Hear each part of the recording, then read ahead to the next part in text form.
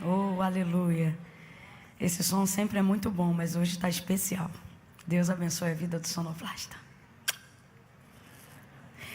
É uma alegria poder estar aqui nessa noite. Eu quero render graças ao Senhor por essa oportunidade. É sempre uma honra.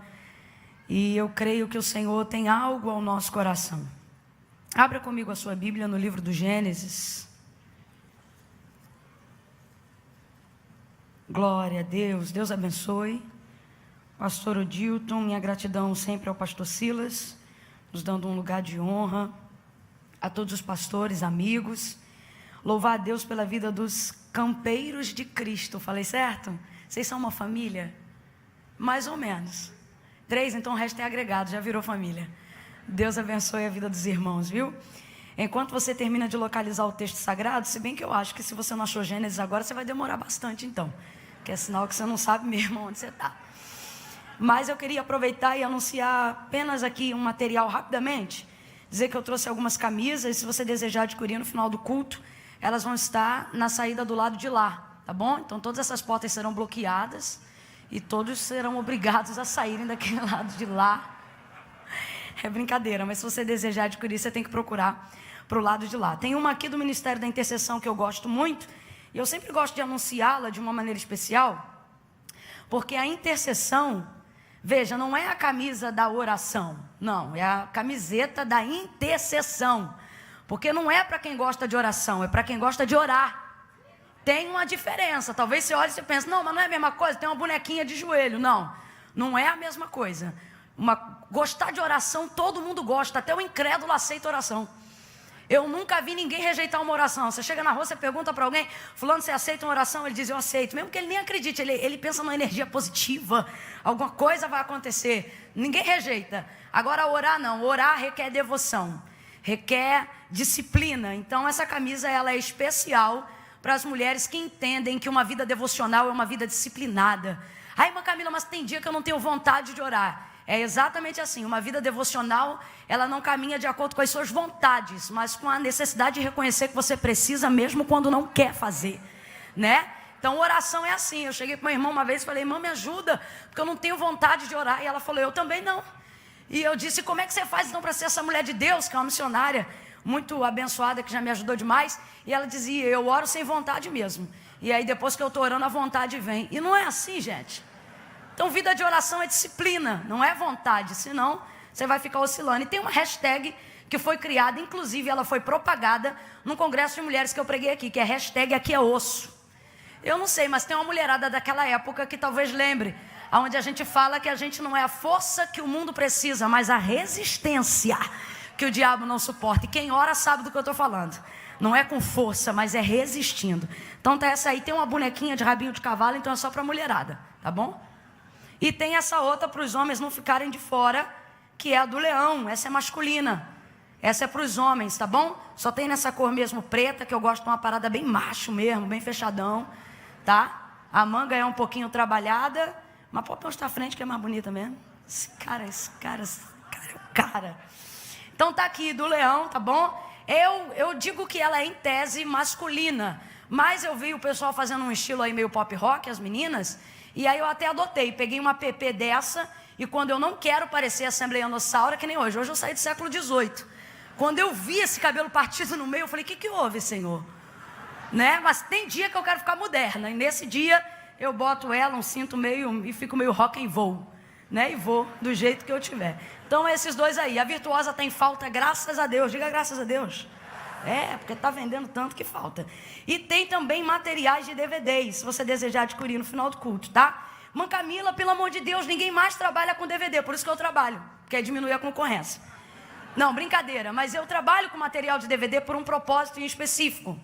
Até hoje, irmãos, eu sei que parece loucura para algumas pessoas, mas até hoje, eu ainda não tenho, por exemplo, nenhum canal. O que você vê de canal com meu nome não é meu, não é de responsabilidade minha. Eu não tenho nenhum canal direto com relação às mensagens. Para ser honesto, eu nunca publiquei nem compartilhei nenhum vídeo meu, nem na minha própria página.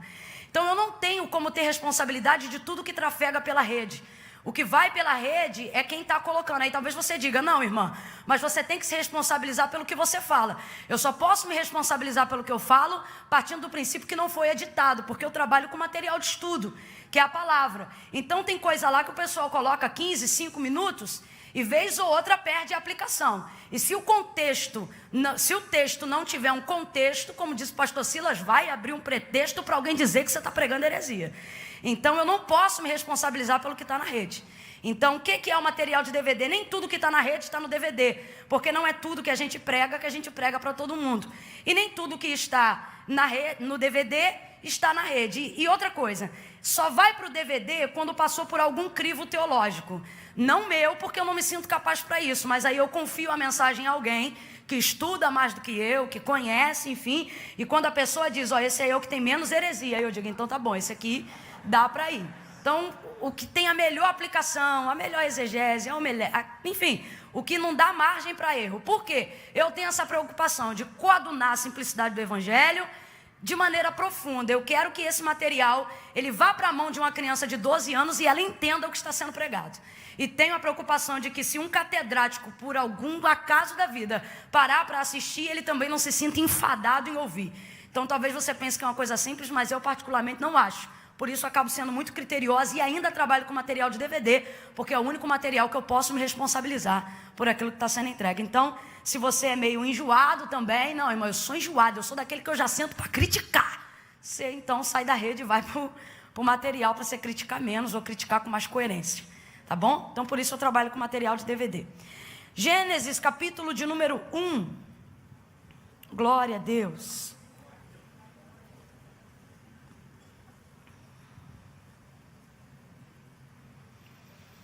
Essa palavra, ela voltou ao meu coração, acendeu como se eu tivesse lido pela primeira vez. E eu confesso que eu estava ali resistente, mas o Senhor me confiou essa palavra para essa noite. E como eu digo, quando isso acontece, pode o vaso dizer ao oleiro, por que fazes assim? Pode. Quando o oleiro determina algo sobre o vaso pode dizer ao oleiro, por que fazes assim? Não, não pode. A gente precisa obedecer. E como Paulo escreveu bem aos Filipenses no capítulo 3, verso 1, eu não posso me aborrecer em escrever-vos ou falar-vos as mesmas coisas, porque é segurança para vós. Mas o Senhor acendeu ao meu coração essa palavra, queria que você meditasse aí comigo. Gênesis, capítulo de número 1. Nós vamos ler alguns versículos da palavra de Deus, e à medida que eu for lendo, eu vou te anunciando para você acompanhar comigo.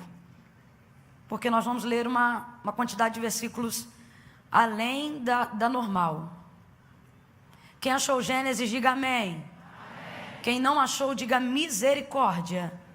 Pois é, misericórdia. Diz assim o texto. Verso 1. No princípio, criou Deus os céus e a terra. Verso 7. Fez Deus o firmamento e fez separação entre as águas que estavam debaixo do firmamento e as águas que estavam por cima do firmamento, e assim foi. Chamou Deus o firmamento céu, e houve tarde e manhã do segundo dia. E disse Deus, ajuntem-se as águas que estão debaixo dos céus, num só lugar, e apareça a porção seca, e assim foi. Verso 10. Chamou Deus a porção seca à terra, e ao ajuntamento das águas mares, e viu Deus que isso era bom. Complete aí para mim, por favor. E viu Deus que isso era bom. E viu Deus que isso era bom. Verso 12. A terra produziu relva, as ervas davam semente conforme a sua espécie, e as árvores que davam fruto, cuja semente estava nele, conforme a sua espécie. E viu Deus que isso era bom. E viu Deus que isso era bom. E houve tarde e manhã do terceiro dia. Verso de número 17. Deus os pôs no firmamento do céu para iluminar a terra e para governar o dia e a noite. Está falando do sol, da lua e das estrelas. E para fazer separação entre luz e trevas. E viu Deus que isso era. E viu Deus que isso era. E houve tarde e manhã do quarto dia. Verso 21. Assim criou Deus as grandes criaturas do mar e todos os seres viventes que se arrastam, os quais povoam as águas conforme as suas espécies, e todas as aves que voam conforme a sua espécie. E viu Deus que isso era. E viu Deus que isso era. Verso 25. Deus fez os animais selvagens conforme a sua espécie, e os animais domésticos conforme a sua espécie, e todos os répteis conforme a sua espécie. E viu Deus que isso era. E viu Deus que isso era. Verso 27. Deus criou o homem à sua imagem, a imagem de Deus o criou, macho e fêmea os criou. Verso 30. Deu Deus todos os animais da terra e todas as aves do céu, e tendo feito todos os seres viventes que se arrastam sobre a terra, e tenho dado toda a erva verde como mantimento, e assim foi. Verso 31. E viu Deus que tudo quanto tinha feito, vem comigo e diga tudo. Diga de novo, tudo. E viu Deus que tudo quanto tinha feito era. Deve ter algum equívoco aí. E viu Deus que tudo quanto tinha feito era. Isso. E houve tarde e manhã do sexto dia. E assim os exércitos do céu e toda a terra foram acabados. Agora vai comigo, capítulo 2, verso 18.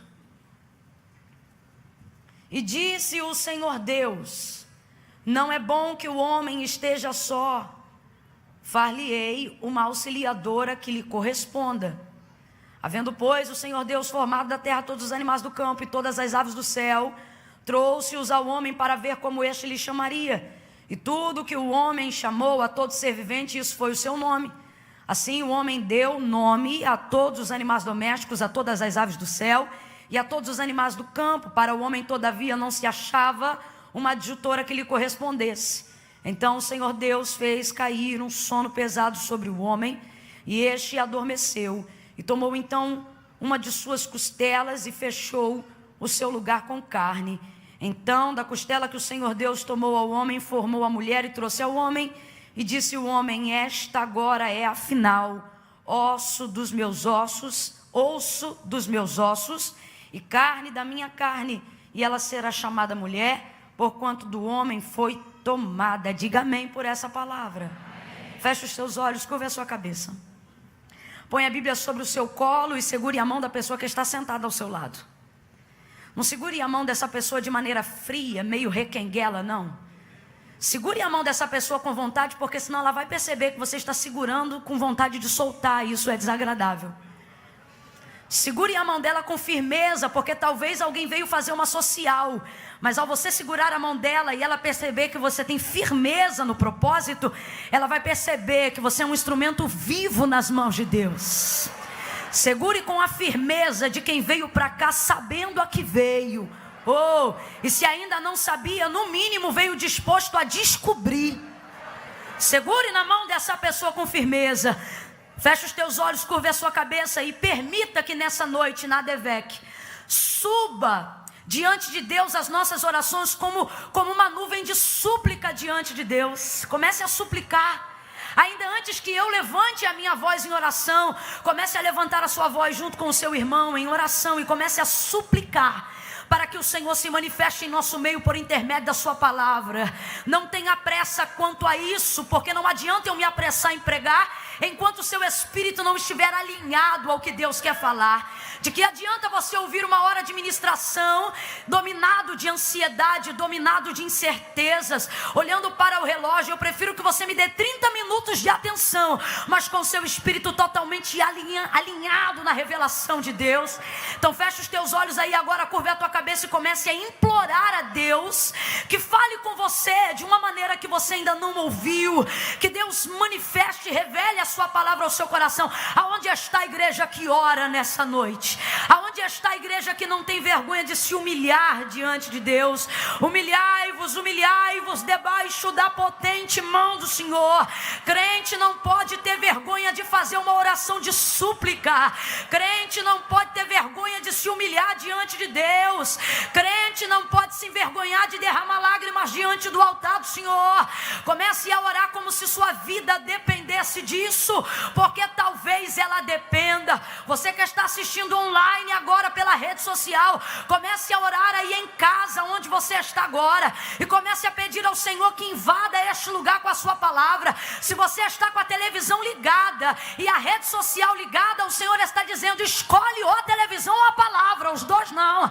Escolhe aí para onde vai se inclinar o teu coração. Oh, e eu te digo, escolhe pois a vida. O homem não tem coisa alguma se do céu não lhe for dada. Comece a pedir, comece a pedir, comece a pedir. Se andarmos na luz como Ele na luz está, temos comunhão uns com os outros, e o sangue de Jesus Cristo, seu Filho, nos purifica de todo pecado. Fecha o olho, crente. Senhor, nosso Deus e nosso Pai, nós levantamos as nossas vozes em oração a Ti agora, ó Deus. Nós não fazemos isso de maneira administrativa, não. Nós fazemos isso a fim de reconhecer o tamanho da nossa necessidade. Eu reconheço a minha e os Teus servos reconhecem a deles. Fala conosco, Senhor, para que essa reunião jamais se torne um lugar social. Fale conosco para que esse lugar continue sendo respeitado como um lugar sagrado, aonde o Senhor determina a bênção, a vida. Senhor, a Tua palavra é quem direciona a nossa vida. Ah, Senhor, a Tua palavra, assim, a manifestação do Teu Espírito é apenas letra. Eu estou cansada, dominada pela vaidade. Quantas vezes queremos fazer uso do conhecimento teológico e queremos ostentar isso, e ostentamos grego, hebraico, aramaico. Ah, Senhor, ostentamos tanta eloquência, tanto traquejo, e a vida do vaso está vazia da unção, que é a única que despedaça o jugo, Senhor. Hoje eu quero te pedir: esvazia cada um de si mesmo e enche do Teu Espírito Santo. Vai abrindo a mentalidade. Olha essa pessoa que não consegue fechar o olho 5 minutos de oração. Não teria problema orar de olho aberto, mas ela não consegue porque está dominada pela ansiedade. Enquanto estou aqui orando, ela está dizendo: prega logo, prega logo. Há poder no Teu nome, há poder no Teu sangue. Cativa essa mente a deixar o Senhor operar na liberdade que o Senhor quer, porque essa casa é Tua, esse povo é Teu, essa gente é Tua, esse lugar proclama o Teu nome. E para quem iremos nós? Para quem iremos nós? Se só Tu tens palavra de vida eterna. Ainda antes que houvesse dia, o Senhor já existia, e não há quem possa fazer escapar das Tuas mãos. Operando o Senhor, quem impedirá? Não tem depressão, não tem síndrome do pânico, não tem falta de dinheiro, não tem tristeza, não tem enfermidade, não tem confusão de mente nem de espírito, não tem espírito da loucura, não tem valente mais forte do que o Senhor. Manieta todo valente, aprisiona toda ansiedade, joga por terra toda incredulidade, desemborca Teus vasos, aviva a Tua obra, levanta os Teus profetas, batiza com o Espírito Santo e com fogo. A Tua palavra tem liberdade. Se move, se move, se move, se move em nós, Senhor, pelo poder da Tua palavra, e executa o Teu querer. Dentro do tempo que eu tenho, eu quero fazer o Teu querer. Vai curando enquanto a Tua palavra estiver sendo pregada. Vai libertando dos demônios quem entrou aprisionado. Vai trazendo, Senhor, o Teu Espírito sobre a mentalidade desta pessoa que está aqui, para que ela possa entender. Abre a mente do Teu povo para entender. Porque se o Senhor não abriu o entendimento, é falácia. Se o Senhor não abriu o entendimento, é vernáculo. Se o Senhor não abriu o entendimento, é vazio. Abre o entendimento e acerta-nos, Senhor, com a Tua palavra. Fala, Deus, em nome de Jesus. Em nome de Jesus. Em nome de Jesus. Bota a mão no coração, crente. Rebada que minuciai jebridorehas. Cabante o quebadaci o que. Chebideha sobridericonia. Rebide condaraba subidequios. Bota a mão no coração. E de cabaço e de oriahanda candas.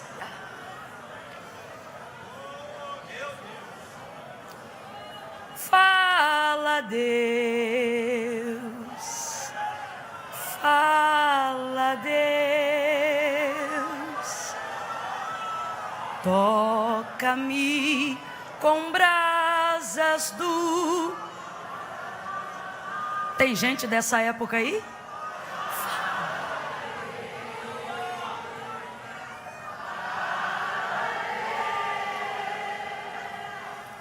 Sim, alegre a ter. Diga, fala, Deus. Fala, Deus.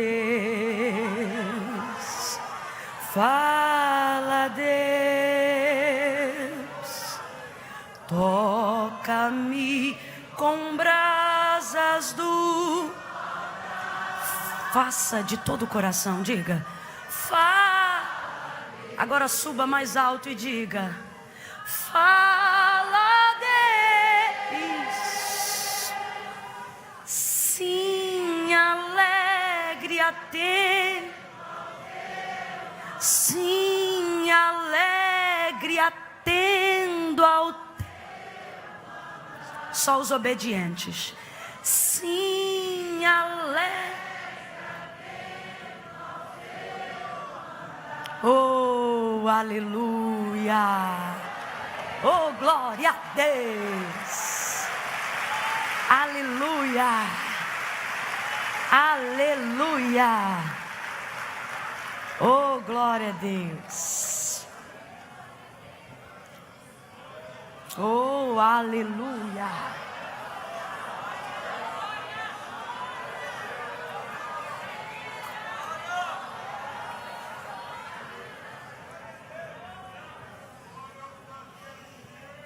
Oh, aleluia.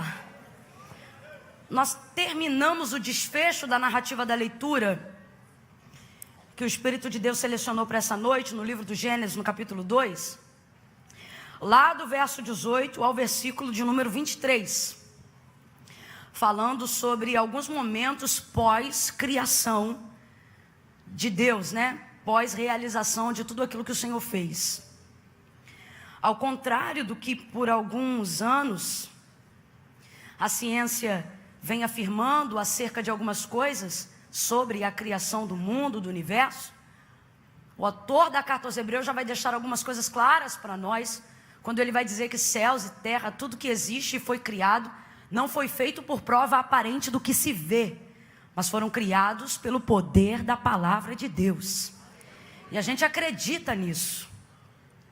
E cada vez que a ciência vai se especializando mais, ela vai, na verdade, descobrindo que há muito mais similaridades para que ela acredite nessa verdade irrefutável do que vá criando outras coisas. Então, o livro do Gênesis, ele trata para nós sobre o episódio de toda a criação, como céus, terra, tudo que existe, tudo que há foram criados.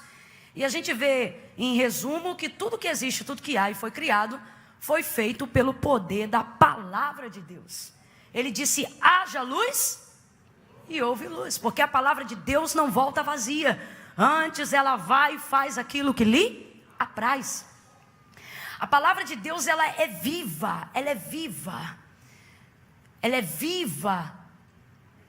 eficaz, mais penetrante do que qualquer espada de dois gumes, que penetra até a divisão da alma e do espírito, juntas e medula, e é apta para discernir os pensamentos e as intenções do coração.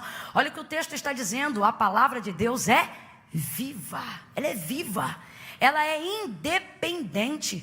Eu acho que ao invés da gente orar pedindo, Deus, usa-me, a gente tinha que pedir ao contrário e dizer, palavra, me usa, de tão viva que ela é. Realmente, a palavra de Deus não precisa de muita mirabolância, muita loucura, ela fala por si só. Então, o livro do Gênesis vai mostrar isso para nós, que aqui é a narrativa de toda a criação. Aí quando a gente vai dar uma ênfase a partir do verso de número 18, a gente vai achar que isso é praticamente o texto áureo para falar para casais, né? E disse o Senhor Deus, não é bom que o homem esteja só, far-lhe-ei uma adjutora que lhe corresponda. Mas nós não podemos nos ater, só porque isso aqui é praticamente o texto áureo para falar de vida conjugal, e achar que o texto se limita somente a falar a isso, sobretudo quando nós estamos falando de Gênesis. Se Gênesis é o livro do princípio, de como o fundamento foi lançado sobre a terra, nós não estamos falando, quando dedicamos leitura a Gênesis, ao livro do Gênesis, apenas para falar sobre coisas secundárias e superficiais, mas ele vai falar sobre o princípio dos princípios. Você vai perceber que Deus, por exemplo, vai estabelecer um princípio para o homem, e isso é atemporal. No livro do Gênesis, você vai perceber que esses fatos são atemporais. Não tem lei, não tem graça, são princípios diretos de Deus, dele para com a humanidade. Por exemplo, você vai perceber que o Senhor vai se dirigir a Adão como homem, né? E antes de falar dele como homem, ou de citá-lo como macho, a palavra utilizada vai ser para a sua humanidade, para a sua humanidade. Então nós estamos falando do princípio de tudo e do princípio de Deus para o seu relacionamento com o homem. Agora veja, nós fizemos aqui uma leitura um pouquinho extensa dos primeiros versículos do capítulo de número 1, porque a gente percebe uma reação em cadeia. Nós percebemos algo que está amarrado num único capítulo. Nós lemos aqui aproximadamente 1, 2, 3, 4, 5, 6 versículos aproximadamente. E eles têm uma característica em comum. Algo que Davi já vai mencionar e vai falar sobre isso no Salmo de número 136, diversas vezes. Ele vai falar sobre a bondade de Deus. E ele vai dizer que tudo o que Deus faz é bom. Complete aí para mim, por favor. Tudo que Deus faz é bom. Tudo que Deus faz é bom. Ele diz, adorai ao Senhor, Criador dos céus e da terra, porque abriu o mar para que o seu povo passasse com os pés enxutos, porque é bom e a sua benignidade dura para sempre. A bondade de Deus não está respaldada à nossa. Deus não é bom para quem é bom. Deus é bom porque Ele é bom. Porque Ele não depende que alguém seja bom para Ele ser bom. Ele é bom porque Ele é. E aí Davi vai dedicar uma canção inteira que é só para falar da bondade de Deus. Bondade essa que já está revelada no princípio da criação. E o texto vai dizer que logo que ele vai criando as coisas, no primeiro dia, ele inaugura a criação, trazendo luz e separando das trevas. E aí o texto vai dizer, e viu Deus que isso era? Viu Deus que isso era? Então ele prepara o firmamento e separa as águas da porção seca. É chamado segundo dia. E viu Deus que isso era? Viu Deus que isso era? Então Deus prepara de toda a produção terrena. Deus prepara de toda erva, semente e toda árvore frutífera. O texto diz que isso é tarde, manhã, terceiro dia. E viu Deus que isso era? Viu Deus que isso era? Nós estamos falando de um processo de construção. Quem está entendendo, diga amém. Então, enquanto Deus está trabalhando, ao término de cada etapa de um dia, Ele conclui que parte daquele processo que ainda não está concluído, mas está em andamento, e Ele continua. Aí o texto vai dizer, tarde, manhã do quarto dia, Ele preparou o firmamento do céu. Está falando sobre a separação do sol, da lua, das estrelas, separando o que é para cada qual governar. E ao término do quarto dia, viu Deus que isso era? Viu Deus que isso era?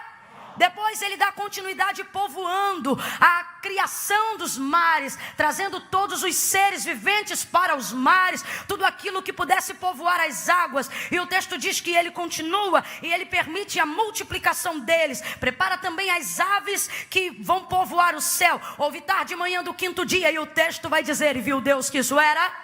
Viu Deus que isso era? E ele continua, mas já está chegando na etapa final do processo da criação. Ele vai criar todos os animais selvagens conforme a sua espécie. Ele vai criar tudo aquilo que existe para povoar a terra. Quando Deus separa tudo aquilo para povoar a terra, nós estamos falando sobre o quinto dia. E viu Deus que isso era? Viu Deus que isso era? Fase de acabamento, verso 31 do capítulo 1 de Gênesis. O texto vai dizer, e aí não tem mais parte. Aí não tem mais etapa. A narrativa do texto vai dizer tudo. Diga comigo, tudo. Aí não tem mais parte, não tem mais etapa, não é primeiro dia, não é quarto dia, não, é o dia que encerra, é o dia que termina, é o dia do acabamento. É aquele dia que todo mundo que está construindo uma casa espera. É aquele dia que termina a quebradeira, termina o pó da massa e é só entrar com os móveis de decoração. É aquele dia que você separa para tirar foto do antes e depois. Oh, fase de acabamento, processo final, último dia, o dia que antecede o dia do descanso. Quando chega nesse dia, ele não vai mais tratar de parte. Eu sou repetitiva porque eu quero muito que você entenda. Ele não vai mais tratar de parte. Aí o texto vai dizer, e viu Deus que tudo, diga de novo, tudo. Diga tudo, ó. E viu Deus que tudo que tinha feito, tudo, ó. Todos os animais da terra, todas as aves do céu, todos os seres viventes que se povoam sobre a terra, todas as ervas verdes, bem como todo o mantimento. E viu Deus que tudo quanto tinha feito era isso aí. É interessante porque enquanto Deus está em processo é bom, mas quando Deus termina, não diz bom. Enquanto está em processo é etapa, é bom. É bom por quê? Porque não acabou. Então é bom por quê? Porque faz parte do processo. Se tem uma coisa que dá alegria em viver o cumprimento da promessa, é saber que ela não foi prometida num dia e recebeu no outro. Senão tu perde o testemunho. O que é o testemunho? A oportunidade de contar a honra do processo que você passou até chegar aqui. A coisa só ganha beleza em cima disso, sim ou não? Sim ou não? Então você não pode desprezar o processo. Deus não desprezou o processo. Aí eu te pergunto, aquele que disse em um dia, haja luz e houve luz, teria poder para em um dia só dizer, haja luz, haja terra, haja ave, haja porção, haja água, haja peixe, haja mar, haja dia, haja noite, haja estrela. Em um dia só ele teria poder para fazer isso? Sim ou não? Em um dia só, se Deus quisesse, pintaria como canta o cantor Lucas, o pastor Lucas, o maior pintor do mundo. Em um dia só ele pintava a tela do céu do universo. Em outro dia ele pintava os planetas, ou melhor, no mesmo dia. Se ele quisesse, poderia ter feito tudo no mesmo dia, porque ele tem todo o poder. Mas nem Deus desprezou o processo. E por que você é tão agoniado? Dá uma olhada para quem está ao seu lado e diga, está em processo. Diga de novo, está em processo. E você fica com essa agonia, irmão, eu estou na luta, eu estou na prova, eu estou no deserto. E Deus está dizendo, isso é bom, isso está te ensinando a valorizar a fase de conclusão, a fase de acabamento. Isso vai robustecer o seu testemunho. Então veja, enquanto Deus está na criação, de cada parte da etapa da criação, o texto vai dizer, viu Deus que era bom. Mas quando ele conclui, ele não vai dizer que era bom, ele vai dizer que ficou. Enche essa boca de um cântico e fale muito bom. Vamos lá, 1, 2, 3. Quando ele termina não fica só bom, quando ele termina fica. Quando ele termina não fica só bom, quando ele termina fica. Olhe para o irmão que está ao seu lado e diga, eu estou no processo. Alguém está olhando para você e está dizendo, menina, mas você já cresceu tanto, você não era nada, já é alguém, você morava ali, já mora aqui, você não tinha nada, já tem isso. Quando eu te conheci você era raquítica, quando eu te conheci você não sabia falar, quando eu te conheci você era acelerado, quando eu te conheci você era lerdo, quando eu te conheci você era isso, você era aquilo, quando eu te conheci você era bêbado, você era viciado, você era isso, você era aquilo. E a pessoa está dizendo, olha como você melhorou. Quando a pessoa fala isso, você diga, filha, só tá bom porque está em andamento, espera. Você pode agarrar na mão de alguém aí. Tem um povo aqui, agarra na mão de alguém, vai. Agarra na... Irmã Camila, eu não gosto de segurar na mão do irmão. Não gosta, não faça, meu irmão. Aqui é liberdade do espírito. Agora, se tu acredita que Jesus pode passar por você, segura a mão dessa pessoa, agarra ela, agarra a mão dela e diga, eu estou no processo. Eu estou no processo. Espera, porque ainda não acabou. Aleluia! Ele é Criador, Ele é poderoso, Ele é Senhor. Não adianta esfregar na minha cara a carteirinha de 30 anos de crente. Eu estou dizendo que o arquiteto do mundo, que tinha poder para construir tudo em um único dia, fez a terra entrar num processo e ele se inclui no processo. E você está aí querendo dizer que já sabe tudo, que chegou onde queria?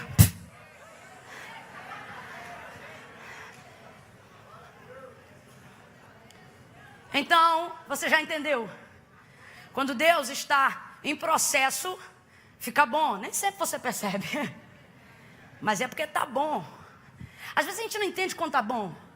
Gideão está lá malhando trigo no lagar, um lugar que não é propício para fazer isso. E o anjo do Senhor aparece e diz: eu sou contigo. E ele diz: se o Senhor é comigo, por que me sobrevieram todas essas coisas? Ele está dizendo: se o Senhor é comigo, por que eu estou malhando trigo no lagar? O que ele não está entendendo é isso. O que Israel não tem comida e na casa dele tem bezerro. Israel não tem erva para comer e na casa dele tem boi até de 7 anos.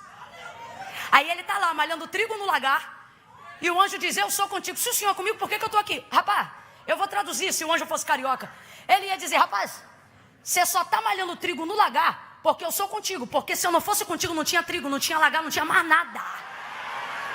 Então às vezes a gente demora a reconhecer o processo e a entender que a gente está no processo, mas é, porque Deus é, e aquele que é de Deus, o maligno não, o maligno pressiona, o maligno rodeia, o maligno aperta, mas tocar não toca, tocar não toca. Deus trouxe alguém aqui para te dizer: eu estou contigo nesse processo. Meu Deus, eu estou sentindo a graça de Deus aqui. Ele trouxe alguém aqui para dizer: eu estou contigo nesse processo.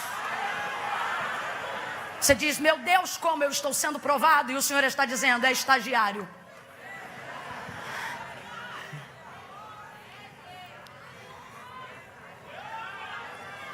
Se Deus paralisasse o momento da sua história para colocar uma roupa que caracterizasse esse momento, ele iria te vestir com uma camisa escrita atrás: treinamento. Agora, quando Deus termina, não fica só bom. Quando Deus termina, fica. E muitas pessoas desprezam a colocação dessa palavra no texto, mas não pode, irmão. Porque uma coisa é bom e outra coisa é... Oh, fala sério que não é. Não é? Tem festa que a gente vai, alguém diz: e aí, como é que foi a festa? A gente diz: foi boa. E tem festa que a gente vai: rapaz, foi muito boa.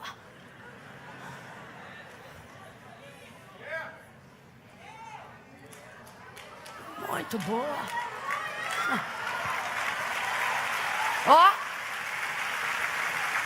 Só que aí no verso 18, o homem... E por favor, não caracterize homem no contexto como macho, porque Adão só ganha título de macho depois que Eva nasce. Deixa isso para outro dia. Mas vamos lá. Aqui o contexto de homem não é macho ou fêmea apenas ainda, mas é o contexto de humanidade, do primeiro ser criado.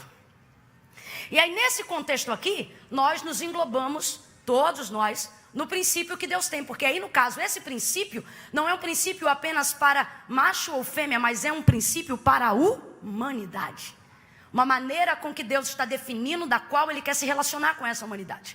Você vai perceber que tudo que Deus criou de maneira perfeita. E só disse que estava muito bom quando concluiu a sua obra. Às vezes Deus trabalha em tudo que está à nossa volta. É exatamente assim quando Ele criou o homem. Deus fez primeiro o homem para depois criar céu e terra? Foi assim? Deus fez primeiro o homem e depois criou árvores frutíferas, sementes e animais? Não. Primeiro Deus fez toda a criação do suporte da vida humana para o homem. Às vezes a gente não entende. A gente vê Deus trabalhando em todas as coisas à nossa volta. E fica dizendo: Senhor, por que tu trabalha ali, tu trabalha ali, tu trabalha ali? Por que o Senhor não trabalha aqui, ó? Por que o Senhor não trabalha aqui, ó, em mim? Só que você tem que partir do princípio básico de paternidade. É quando a criança nasce que você decide o nome? É assim? Não é possível que seja. É quando a criança nasce que você decide onde ela vai dormir? Não. A ideia de quem é diligente na criação dos seus filhos é que quando ele chega tudo já esteja... E o Senhor está dizendo: e você fica aí revoltado que eu mexo em todo mundo, mas não mexo em você. Eu visito no norte, no nordeste, mas não mexo em você. Eu já dei para tua prima, mas eu não te dei. Eu já dei para o teu marido, mas não dei para você. Já mexi com a tua casa, mas não mexi contigo. E o Senhor está dizendo: ei, Eu estou preparando as coisas para você. Quem pode entender? Deus não vai criar a terra, porque a terra é mais importante que o homem. Deus vai criar primeiro todo o suporte terreno, porque o homem é mais importante. O salmista vai salmodiar no Salmo de número 8 e ele vai dizer: pouco menor do que os anjos o fizeste. Também é messiânico porque aponta para Cristo. Mais de glória o vestiste e o coroaste. O que o salmista está dizendo? O pináculo da criação de Deus não é o Monte Everest. O pináculo da criação de Deus não tem nada a ver com pão de açúcar. O pináculo da criação de Deus é o bichinho de Jacó, é o homem. É o verme, é você que era pó, não era nada, mas em você está a imagem e semelhança de quem Deus é. Então você tem que parar com essa agonia de querer acelerar para Deus te colocar. Aí você chega onde você queria e não sabe o que fazer. Você tem o dinheiro que queria e não sabe como administrar. Deus está dizendo: ei, deixa que eu mexo as coisas à sua volta. Quando Deus quer mexer com a gente, Ele não mexe na gente. Não, vou falar de novo. Quando Deus quer mexer com a gente, Ele não mexe na gente. Ele mexe em tudo que envolve a gente sem tocar na gente. Por quê? Porque a gente é movido ao que nos move. Então toca naquilo que é meu, a gente se move. Toca lá, a gente se move. Deus não pega a gente porque isso seria interromper todo o processo do livre-arbítrio. Seria marionete, Deus pegar na nossa cabeça e dizer: vai para cá, vai para aqui, vai para ali, vai para colar. Aí Deus não, Deus joga a isca aqui, a gente vem para cá. Deus joga para lá, a gente vai para lá. Deus joga para lá, porque nós somos movidos ao que nos move. Por isso o processo da criação precisa ser respeitado. Primeiro ao entorno, depois em mim. Aí, nesse princípio, Deus quer que o homem viva a plenitude. Deus quer que o homem viva a plenitude. Deus quer que você seja pleno. Essa história desse jargão, não se pode ser tudo, não se pode ter tudo, não tem base bíblica para isso. Não, porque você sabe, né? Azar nos negócios, sorte no amor. Davi disse: a minha sorte é o Senhor. Como você tem um Deus que domina tudo e não pode ser feliz em tudo? Se o cara é bom obreiro, é porque é mau marido. Se está pregando por aí, é porque está deixando a casa. Se é bom crente, é um empresário ruim. Se é bom empresário, é porque é negligente na igreja. As pessoas não aceitam que alguém seja bem sucedido em tudo. Só que Deus é o contrário. Deus não só aceita, como Ele quer que você seja bem sucedido em tudo. E Ele começa a colocar o homem na condição de aperfeiçoamento para entender que Deus o quer de maneira plena. Aí no verso 18, parece que isso é uma incoerência à bondade de Deus. O que está escrito no verso 18? E disse o Senhor Deus: não é bom. Mas como é que pode, se tudo que Deus faz é? E como é que agora Ele coloca o homem numa condição que não é? Parece uma incoerência. E é uma incoerência que tem povoado os seus pensamentos. Você diz: se Deus é bom, se eu estou na igreja, por que as coisas não estão boas para mim? Se essa irmã está falando que Deus é bom e isso é verdade, por que meu marido é viciado? Por que meu filho está afastado? Por que minha casa está quebrada? Por que a minha empresa não prospera? Se esse Deus que você está dizendo que é bom e que tudo que Ele faz é bom e que Ele tem o desejo de vida plena para o homem e que tudo que Ele toca é bom, por que a minha vida não está boa? Exatamente, você já colocou a resposta na pergunta, mas não percebeu? É exatamente isso. A vida não está boa. Está, caráter temporal, advérbio de tempo. E disse o Senhor Deus: não é bom que o homem esteja. Ele não está dizendo não é bom que o homem seja. O que Deus está dizendo? Você está só, mas eu não determinei. Não. Ei, você precisa entender que há uma diferença para começar a viver um relacionamento pleno com Deus e em ordem com tudo que está à sua volta. Qual? Você precisa aprender a separar como as coisas estão de como as coisas são. Você precisa aprender a separar o tempo em que você está e a pessoa que você é. E qual é a diferença disso? Entender que está, advérbio de tempo, caráter temporal, incorre em tudo que é passageiro. Tudo aquilo que está não pode ser definido como é, porque tudo que está é temporário, tudo que está é passageiro, tudo que está é circunstancial. Agora, o que é. Por isso, quando Deus criou o homem, não criou o homem para estar, criou o homem para ser. Depois a gente vai aprender na biologia, porque o pecado entra no mundo e a gente abre a guarda para ele. Aí a gente começa a considerar o ser humano como passageiro estável da vida. Porque aí a tia vai botar um quadro na escola, vai colocar uma sementezinha, vai mandar a gente levar o feijão para casa, mergulhar dentro do algodão, do copinho de plástico e vai dizer para a gente, olha, tudo aquilo que nasce, cresce, se reproduz e morre é um ser vivo. Só que Deus não vai tratar o homem como ser vivo, porque Deus não criou o homem para estar, Deus criou o homem para... A pele pode estar, a alma nunca esteve, a alma sempre é. Por isso que quando Deus criou o homem, Ele não disse, eu quero que você nasça, cresça, se reproduz e morre. O texto vai dizer que Deus soprou o uzuê, o fôlego de vida nas narinas do homem. E aí o texto vai dizer, Ele soprou Deus, o fôlego de vida nas narinas do homem. E o homem foi feito ser vivente? Não. O texto vai dizer, e o homem foi feito alma vivente. Por quê? Deus não criou você para achar que você é como você está. Deus criou você para você entender. E é isso que eu preciso que você entenda aqui. Uma coisa é como você está e outra coisa é quem você é. O estado não tem poder de determinar sobre o ser. Mas o ser, por ser permanente, tem poder de determinar sobre.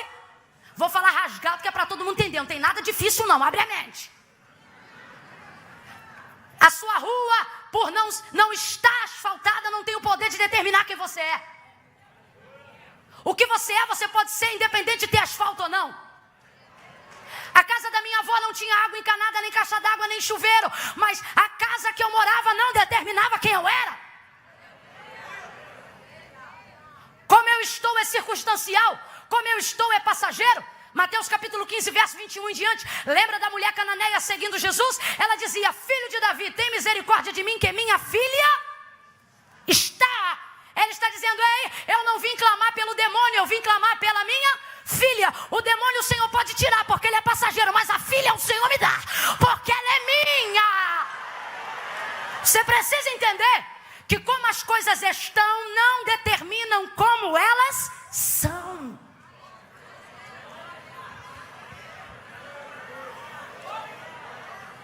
Deus vai estabelecer isso logo de cara para nós. E disse o Senhor Deus. Quem disse? Quem disse? Porque quando você identifica um problema, Deus já preparou a solução. Não, a gente fica desesperado à toa. Ó, e disse o Senhor Deus. Olha o que o texto vai dizer no verso 20. Que o homem não achava. Ele percebeu depois, mas Deus já tinha percebido? E disse o Senhor Deus, não é bom que o homem esteja. A necessidade que a gente sente da falta do que não temos, ela apenas apresenta para a gente o tempo que está chegando de Deus nos dar o que precisamos. A necessidade não deveria te desesperar, ela deveria apontar um tempo, é dizendo, se eu já percebi, Deus já viu um tempão. Ó, e disse o Senhor Deus, não é bom, não é? Não é? Mas irmã Camila, tudo que ele faz é bom, exatamente. O que ele faz é bom e quando ele termina fica? E por que o texto então está dizendo, não é bom que o homem esteja só? Ele está dizendo, eu não determinei, porque se ele tivesse determinado, ele teria dito, não é bom que o homem seja. Ele teria que mudar uma característica permanente, mas Deus é arquiteto perfeito. Não há absolutamente nenhum milagre na Bíblia, não há absolutamente nenhum processo de criação na Bíblia que Deus tenha que ter repetido alguma coisa que não deu certo quando ele fez. Todo milagre, pode olhar, tanto Antigo como Novo Testamento, qualquer milagre prodigioso que precisou de algum sinal, de alguma manifestação, Deus usou alguma coisa que já existia, porque quando Deus cria, Deus não cria de novo. Então veja, não é bom que o homem esteja. O que Deus está dizendo aqui? Ele está dizendo, diga aí para o meu povo que eu ainda não acabei. Se eu pudesse resumir a mensagem dessa noite, eu diria isso. Que Deus te trouxe aqui para te dizer, ei, não está bom, porque eu ainda não acabei. Porque se quando eu trabalho é bom, quando eu termino fica. E se eu estou constatando que não está bom, é porque eu ainda não acabei apressado. Ele não disse não é bom que o homem seja. Ele disse não é bom que o homem... Deus está dizendo para mim e para você: eu ainda estou trabalhando. Oh, aleluia. Oh, aleluia. Oh, aleluia. Para você não bater boca com o vizinho, nem tem que ficar respondendo em direta de WhatsApp, nem tem que ficar se gastando em rede social. Eu queria planejar um sinal com você. Quando a gente é criança que perturba muito a mãe, aí a mãe de longe, para não bater e não parecer que ela malcria a gente, né? Aí ela faz assim, como quem desespera, não é assim? Você pode pegar a sua mão e fazer assim agora? Não, sem ansiedade, não é assim, é assim. Vez ou outra, alguém vai olhar para você, meio que de cima a baixo, vendo você descer, com uma rodela de suor debaixo do braço, e deixando de entrar na rua que dá para sua casa, para entrar na rua que dá na sua igreja. E essa pessoa vai olhar meio que assim: gente, como é que pode? Essa pessoa está congregando lá sei lá quanto tempo, e a vida dela ainda não mudou, a casa dela ainda não mudou, a família dela ainda não mudou, o marido dela ainda não converteu.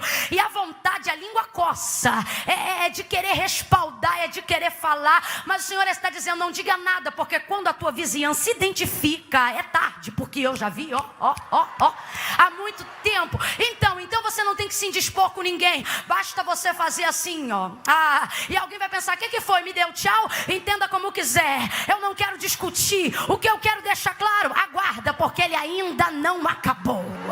Aguarda, porque Deus ainda não acabou.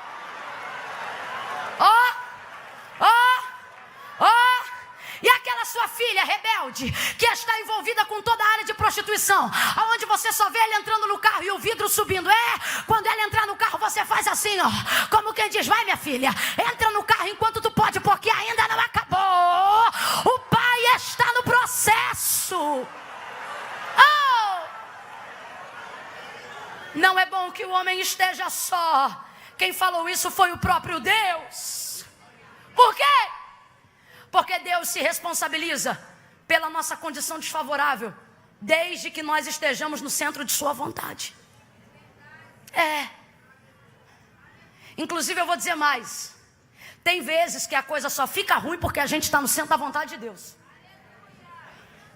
Não, eu vou falar bem rasgadão. Porque se você tivesse sentado no colinho do chefe, a coisa já tinha melhorado há muito tempo. Porque se você já tivesse sensualizado com vários decotes, a coisa já tinha melhorado há muito tempo. Tem homem aqui que a coisa só está desfavorável porque ele está no centro da vontade de Deus. Porque se ele já tivesse aceitado suborno, aqui, ele já estava morando em outra casa. E aí você não entende. Você diz: como é que pode? Eu estou fazendo a vontade de Deus? Por que eu digo isso? Porque o homem não está fazendo absolutamente nada. Ele só está onde Deus quer que ele esteja. Aonde? No jardim. Aonde? Lavrando a terra. Aonde? Cuidando de tudo. Aonde? Conversando com ele na viração de cada dia, todos os dias. Então eu te pergunto: o homem está no centro da vontade de Deus ou não está? Está ou não está? Só que estar no centro da vontade de Deus não é garantia de que tudo vai dar certo. É garantia de que você está certo. E às vezes você está aqui se perguntando: irmã Camila, se eu sou crente, se eu estou fazendo tudo certo, por que as coisas estão desfavoráveis? Por que a coisa não está boa para mim? O Senhor está dizendo: fique tranquila, fique tranquilo, porque quem identificou que a coisa não estava boa antes do próprio homem foi Deus. Deus está dizendo: todas as vezes que você tiver que pagar um preço, todas as vezes que você tiver que viver um nível de renúncia, todas as vezes que você tiver que baixar de cargo para não ter que aceitar suborno, todas as vezes que você deixar de você se tornar o policial mais otário do batalhão, porque é o único que não tem o que todo mundo ainda tem. Todas as vezes que você deixa que para ficar no centro da vontade de Deus, você tiver que deixar de sentar-se na roda dos escarnecedores, porque na roda dos escarnecedores é que as coisas acontecem, é na roda dos escarnecedores que as coisas fluem, é no caminho do ímpio que faz tudo sem temor que você vê algumas coisas dando certo. O Senhor está dizendo: todas as vezes que para estar onde eu te coloquei, todas as vezes que para ficar no lugar que eu te chamei, as coisas ficarem ruins para você, eu vou me responsabilizar pela tua situação. Tá me entendendo? Deus te trouxe aqui para te dizer: eu eu estou me responsabilizando pelas coisas que não estão dando certo para você.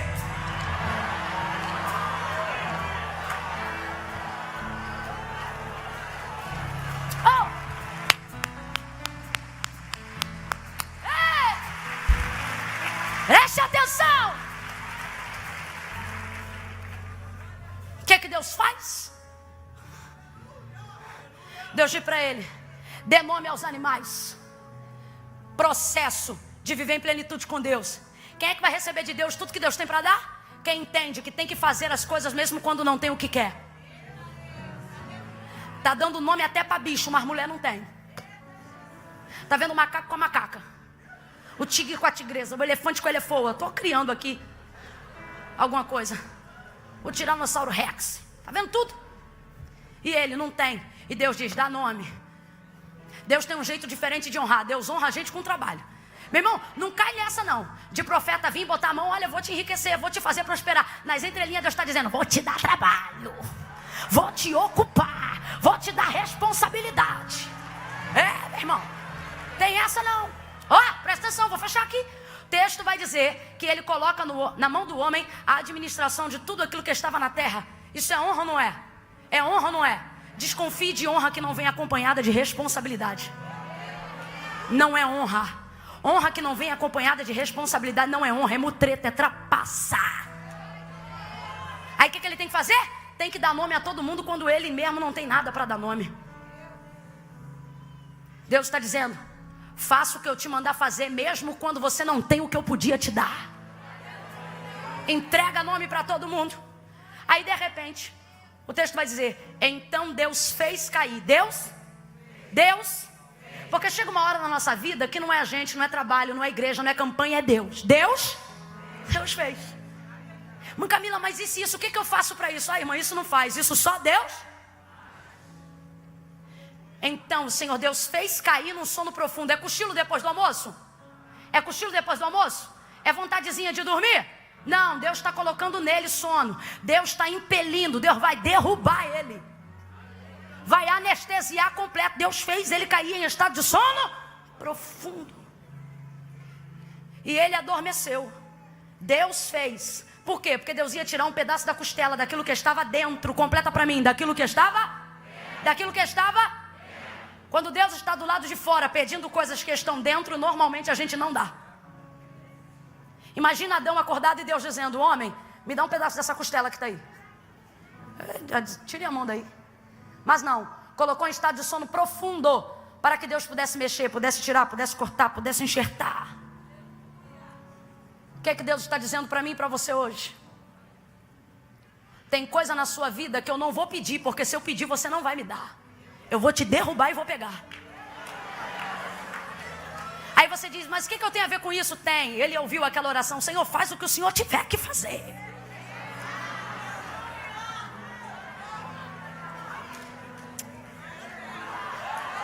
Dormiu, pegou.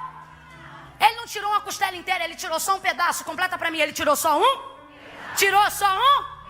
E de um pedaço fez uma mulher inteira, rapaz, com cabeça, boca, orelha, língua, tudo. Com um pedaço. Aí eu te pergunto: quer que o homem cooperou com o nascimento de Eva? Somente, com o nascimento da mulher? Somente um? Somente um? E você diz: não. E Deus está dizendo: para fazer o que você quer, eu só quero um. Agora veja. A mulher samaritana diz assim: como sendo tu judeu, pede de beber a mim. E ele está dizendo: eu só te pedi um pouco, um pedaço. Se tu soubesse o que eu posso te dar, era tu que me pedia. Por quê? Porque eu peço pedaço, mas dou inteiro. Eu peço parte e dou tudo. Deus trouxe alguém aqui, a galeria está ouvindo, diga glória. A nave reage, diga aleluia. Deus trouxe alguém aqui para dizer: para de chorar pelos pedaços. Eu tenho inteiros, eu tenho plenitude. Isso é pedaço, isso é pedaço, isso é pedaço. Mas depois que eu fiquei com Cristo, minha amiguinha foi embora. O Senhor está dizendo: é pedaço. Eu vou te dar alianças. Isso é pedaço, garota. Mas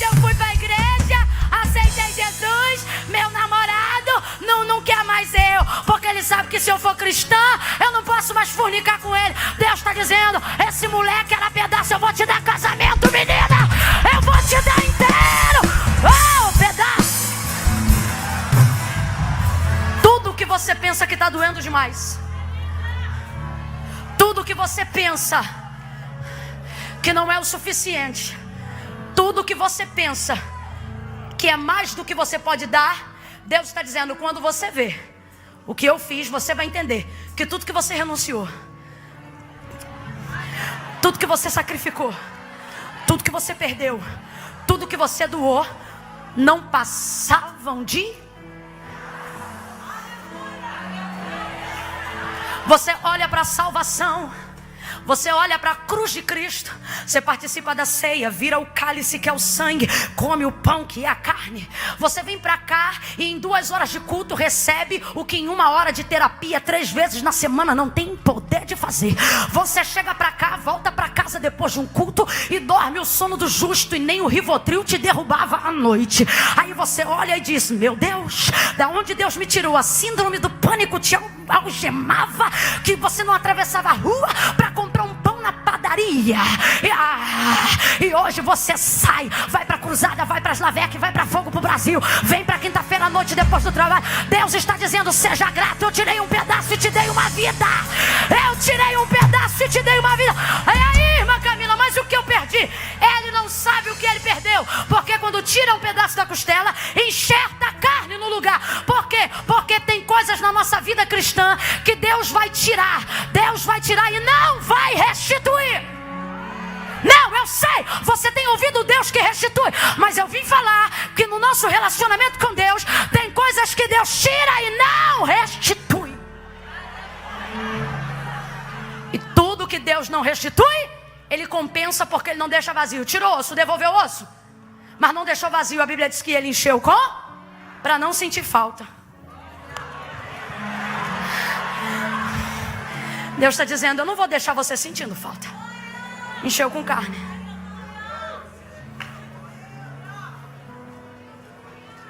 Quando ele acordou, vem comigo, fecha comigo. Quando ele acordou, ele olha para ela. Uau! Nunca viu, rapaz? Só tá vendo macaca peluda? Ele olha para ela e ele diz assim, esta afinal é finalmente, afinal é enfim. Eu vim da parte de Deus hoje aqui dizer que Deus vai visitar a tua história com um então. Não falo porque quero. Se fizesse o que queria, para ficar super bem com o pastor Dil, te entregar 10 para as 9. São 9h08 e eu já estou com pânico aqui.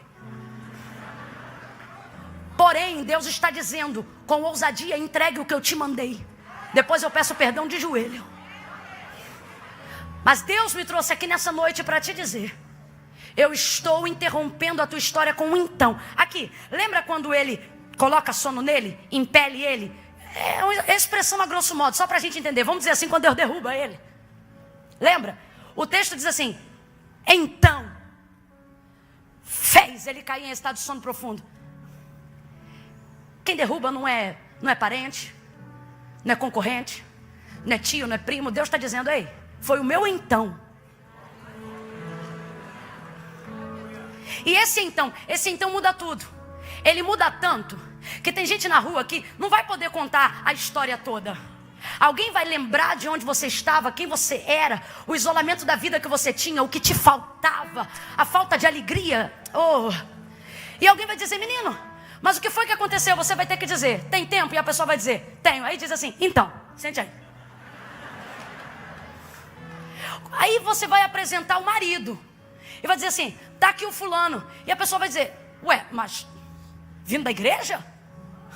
Ué, mas de grava, não é o Zé da Birosca? Aí você diz: então, sente aí. Deus tem um então para a tua história. Deus tem um então para a sua vida. Fica de pé para receber. Quem acredita? Então Deus virou o cativeiro de Jó. Então Deus deu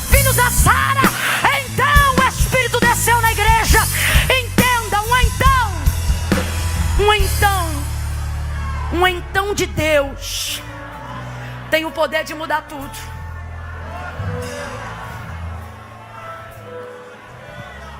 Jesus entra no casamento, nas bodas de Caná da Galileia. Veja como é que está o texto. Acabou o vinho, aí diz assim: então Jesus chegou. Sara não tinha filhos, aí o texto diz assim: então o Senhor visitou a Sara.